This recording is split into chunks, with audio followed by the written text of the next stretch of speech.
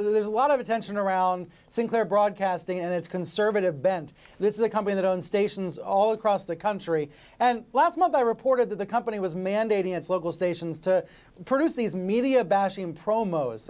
There's been a lot of angst in local newsrooms about this. Now we're actually seeing the promos, so I want to show you what they look like. This is a compilation courtesy of Deadspin that's gone viral this weekend. Just a little taste of what these promos look like.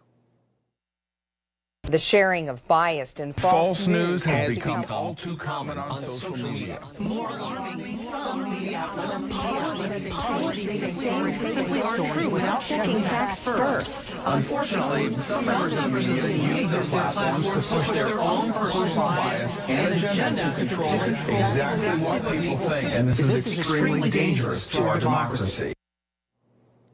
I think you get the idea there, what's going on. All these anchors and all these markets are required to read this script. It's attacking fake news, but really what it's doing, it's kind of like the Fox Fair and Balanced slogan. It's a way of saying, we're fair, everybody else is biased. It's taking a page out of Trump's playbook. And I've been talking to staffers in markets, David, that say they're sickened by this, they're uncomfortable with it. Quote, my staff is up in arms about this.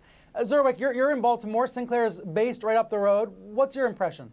Brian, I've been reporting this story, as you know, since last summer. And you know, my first concern was when they hired Boris Epstein from the Trump White House and made him the chief political analyst, made him a political analyst, and stations were dictated to carry his, what I think of as talking points almost out of the Trump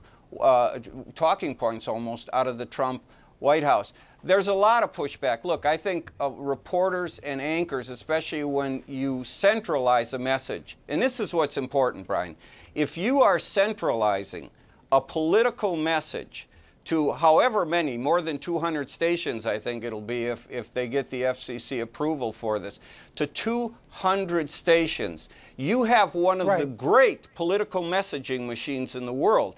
And especially, it's the local people, the people you see at the supermarket in Tulsa, Oklahoma, or your hometown in Wisconsin, Madison, Wisconsin, who are delivering these messages. They're not people from New York or Washington who you can dismiss. Much more powerful. I think Sinclair has the potential for that, and I think in some ways people react to that when they see this. Look, this thing by Deadspin is a really clever piece of editing, but it powerfully states what people have been saying about the danger of centralized messaging if a broadcaster decides it wants to send out political messages that way.